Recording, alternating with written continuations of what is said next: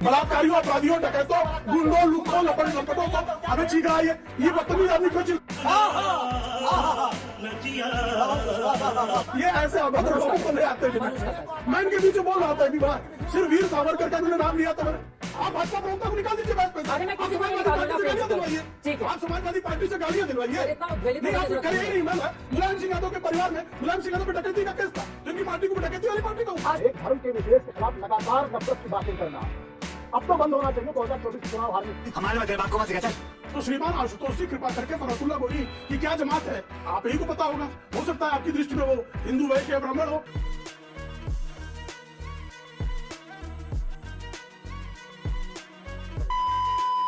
चलिए शुरू करते हैं। ये सरकार इस तरह की सरकार है कि ये चाहे उत्तर प्रदेश के संदर्भ में देख लीजिए, चाहे आप राज्य के केंद्र के संदर्भ में देख लीजिए। केंद्र के संदर्भ में यह है कि जो सबसे बड़ा अपराधी होगा, जो बहन बेटियों के अपराध का, उनके हत्या का, बलात्कार का दोषी होगा राम रहीम, उसको पेरोल और फरलो देने वाले सुनील संगवान को तुरंत वीआरएस दिला करके भारतीय जनता पार्टी उन्हें तुरंत टिकट दे देगी। तो इनका राजनीतिक सरोकार इस तरह का है। राज्य के स्तर पर आप देखिए तो इनका पूरा राजनीतिक सरोकार यह है कि सबसे बड़े माफिया और गुंडे मुख्यमंत्री के स्वजाती हैं, लेकिन हत्याएं किसकी होगी? यादवों की होगी। इनकाउंटर किनका होगा? पटेलों का होगा, कुर्मियों का होगा, गुजरों का होगा।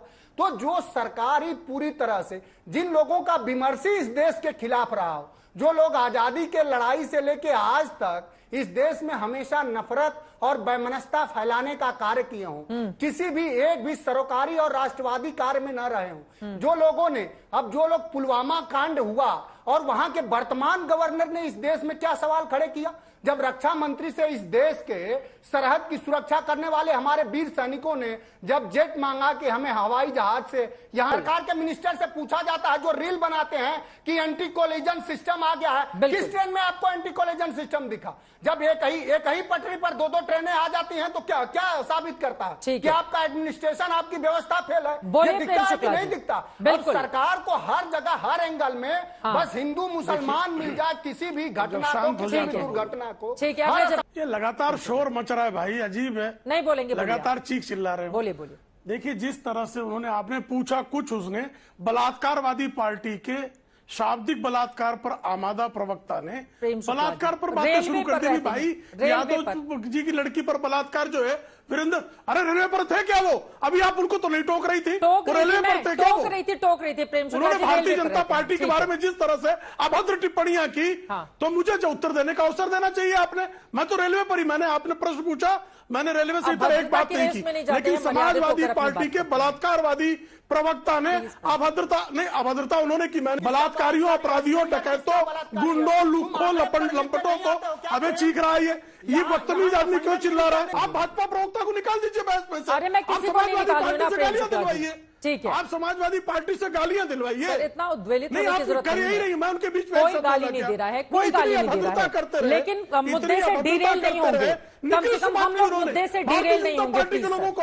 नहीं, भारतीय जनता नहीं, कैसे डीरेल उन्होंने किया, मैंने नहीं किया। मैंने आपने जो प्रश्न पूछा उसका सटीक उत्तर दिया, सप्रमाण उत्तर दिया। लेकिन जो व्यक्ति बलात्कार की बातें इसमें ले आता है, जो भारतीय जनता पार्टी के इतिहास पर कहता है मुलायम सिंह यादव के परिवार में मुलायम सिंह यादव पर डकैती का केस था, तो इनकी पार्टी को मैं डकैती वाली पार्टी कहूं? आशुतोष जी, ठीक है साहब, मैं डिरेल नहीं कर सकती डिबेट को। मुझे लग रहा है कि दोनों ही ओर से संवेदनशीलता की जरूरत है। और मैं हैरान ही हो रही हूँ, आप दोनों लोग उत्तर प्रदेश से आते हैं, और आप लोगों की ओर से अगर इस तरह की बातें की जाएंगी, सर ये कतई ठीक नहीं है, उचित नहीं है। प्रेम शुक्ला जी, आप पक्षपात कर रही है, आज तक ये पक्षपात कर रहा है।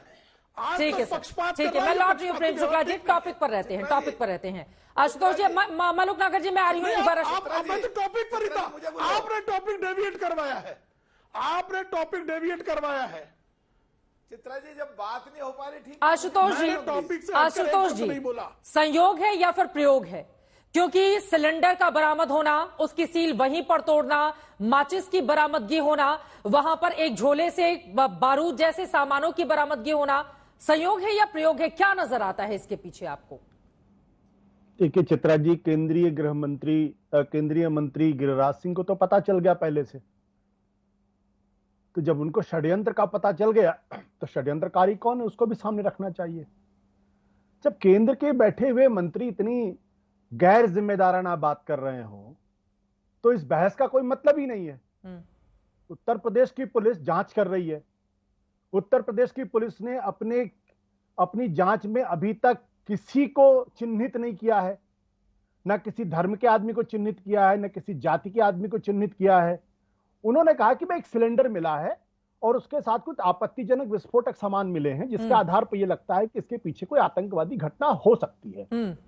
अगर आतंकवादी घटना हो सकती है तो उत्तर प्रदेश की पुलिस को बताना चाहिए कौन लोग हैं, लेकिन उत्तर प्रदेश की पुलिस जिम्मेदारी से काम करते हुए उसकी जांच पड़ताल कर रही है। अब मंत्री महोदय को पता नहीं कहां से पता चल गया। तो ये मंत्री महोदय लोग इस तरीके की बातें क्यों कर रहे हैं? एक धर्म के विशेष के खिलाफ लगातार नफरत की बातें करना अब तो बंद होना चाहिए 2024 के चुनाव हारने के बाद। या आप करते जाएंगे, जिंदगी भर करते जाएंगे? जब आप 24 सीट पे सिमट जाएंगे तभी आप मानेंगे क्या? महत्वपूर्ण बात क्या है? महत्वपूर्ण बात क्या है कि जो एजेंसीज हैं उनको अपना काम करने दीजिए। वो अगर किसी निष्कर्ष पर पहुंचती है, किसी जाति के का आदमी मिलता है, कोई धर्म का आदमी मिलता है, चाहे वो हिंदू हो, चाहे मुसलमान हो, चाहे किसी भी जाति का, अपर कास्ट हो, लोअर कास्ट हो, और अगर पकड़ में आता है तो जो सजा मिलनी चाहिए कानून के हिसाब से मिलनी चाहिए। लेकिन यहां तो मैं ये देख रहा हूं कि दोनों पार्टियों के प्रवक्ता इस तरीके से बातें कर रहे हैं जैसे कि लगता है कि एक दूसरे को सिर्फ गाली ही देना है। अगर यही बहस का मुद्दा है तो फिर आप समझ लीजिए कि इसको कितनी गंभीरता के साथ इस पूरे मसले को लिया जा रहा है। लेकिन पुलिस ने 6 संदिग्धों को आशुतोष जी हिरासत में लिया है। जमातियों की जांच के लिए भी बाकायदा टीमें गठित की गई हैं।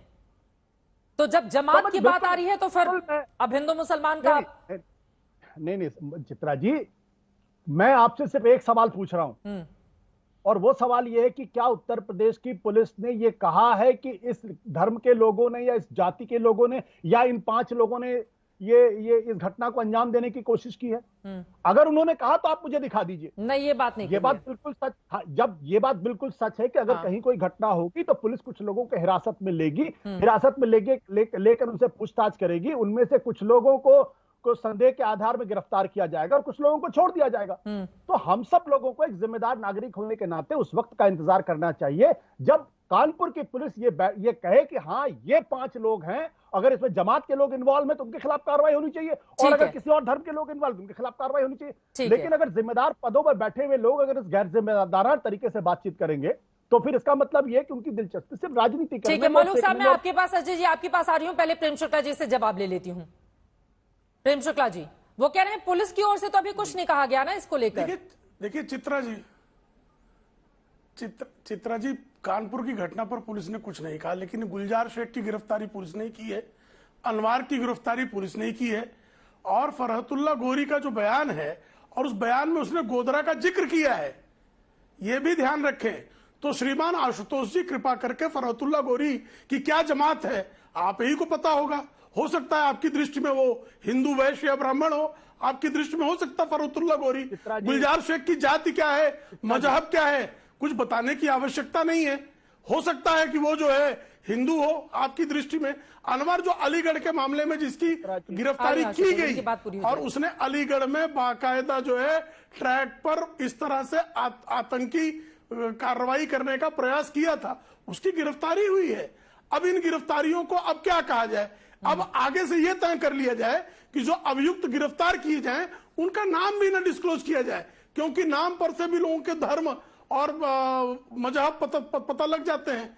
तो अब कुछ लोग ये कहना चाहते हैं, तो आप जो है, मैंने कानपुर की घटना पर कोई किसी ने बयान नहीं दिया है, लेकिन रेलवे की दुर्घटनाएं योजनाबद्ध ढंग से कराने का षड्यंत्र, फरहतुल्ला गोरी का इस पर बयान, कुछ लोगों की गिरफ्तारियां, श्रमजीवी एक्सप्रेस पर पहले हुआ हमला, मुंबई में किया गया बमकांड, ये इस बात की तरफ इशारा करते हैं कि आतंकवादी रेलवे को निशाना बनाने की उनकी पर जो है पहले का षड्यंत्र रचने का इस देश में इतिहास रहा है, और इस इतिहास को अगर कोई संदर्भ सहित अगर रखना चाहे तो अपराध। तो जब उनको षड्यंत्र का पता चल गया तो षड्यंत्रकारी कौन है उसको भी सामने रखना चाहिए। जब केंद्र के बैठे हुए मंत्री इतनी गैर जिम्मेदाराना बात कर रहे हो तो इस बहस का कोई मतलब ही नहीं है। उत्तर प्रदेश की पुलिस जांच कर रही है। उत्तर प्रदेश की पुलिस ने अपनी जांच में अभी तक किसी को चिन्हित नहीं किया है, न किसी धर्म के आदमी को चिन्हित किया है, न किसी जाति के आदमी को चिन्हित किया है। उन्होंने कहा कि मैं एक सिलेंडर मिला है और उसके साथ कुछ आपत्तिजनक विस्फोटक सामान मिले हैं, जिसके आधार पर यह लगता है कि इसके पीछे कोई आतंकवादी घटना हो सकती है। अगर आतंकवादी घटना हो सकती है तो उत्तर प्रदेश की पुलिस को बताना चाहिए कौन लोग हैं, लेकिन उत्तर प्रदेश की पुलिस जिम्मेदारी से काम करते हुए उसकी जांच पड़ताल कर रही है। अब मंत्री महोदय को पता नहीं कहां से पता चल गया। तो ये मंत्री महोदय लोग इस तरीके की बातें क्यों कर रहे हैं? एक धर्म के विशेष के खिलाफ लगातार नफरत की बातें करना अब तो बंद होना चाहिए 2024 के चुनाव हारने के बाद। ये आप करते जाएंगे, जिंदगी भर करते जाएंगे। जब आप 24 सीट पर सिमट जाएंगे तभी आप मानेंगे क्या? महत्वपूर्ण बात क्या है? महत्वपूर्ण बात क्या है कि जो एजेंसीज हैं उनको अपना काम करने दीजिए।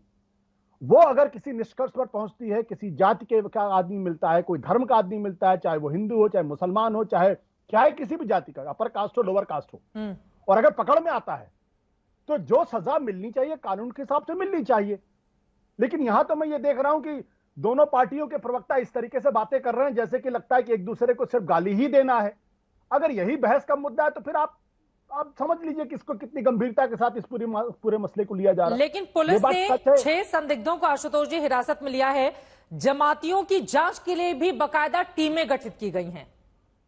तो जब जमात की बात आ रही है तो फिर अब हिंदू मुसलमान का नहीं चित्रा जी, मैं आपसे सिर्फ एक सवाल पूछ रहा हूं, और वो सवाल ये है कि क्या उत्तर प्रदेश की पुलिस ने ये कहा है कि इस धर्म के लोगों ने या इस जाति के लोगों ने या इन 5 लोगों ने ये इस घटना को अंजाम देने की कोशिश की है? अगर उन्होंने कहा तो आप मुझे दिखा दीजिए। नहीं, ये बात नहीं, ये बात बिल्कुल सच।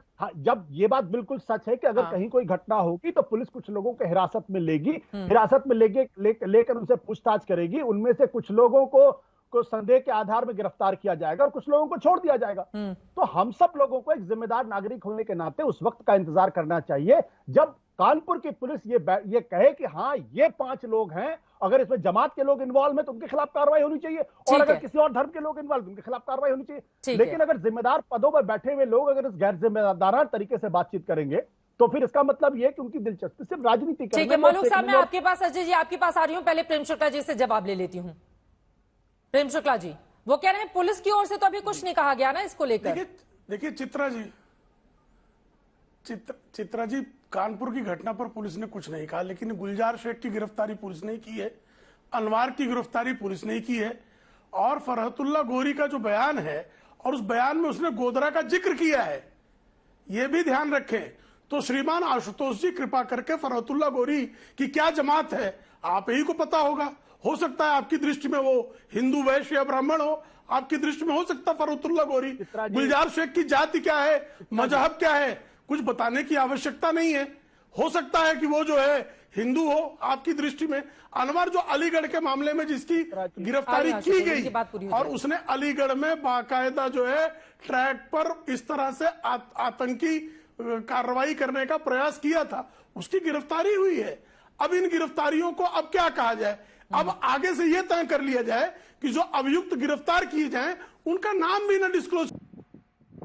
देखिए चित्रा जी, जब देश के प्रधानमंत्री बिन बुलाए बिरयानी खाने, लाल कारपेट रहने पाकिस्तान दुश्मन कंट्री चले जाते हैं, और जब आपके पास सबूत है और आतंकवादी है, तो आपकी एजेंसियां कर क्या रही हैं? उठाइए, ठोकिए। ठोक की नीति तो बाबा की है, बाबा की जिम्मेदारी लगाइए। उत्तर प्रदेश के मुख्यमंत्री हैं, जहां रेल घटना हुई है, ठोकी नीति लगाइए।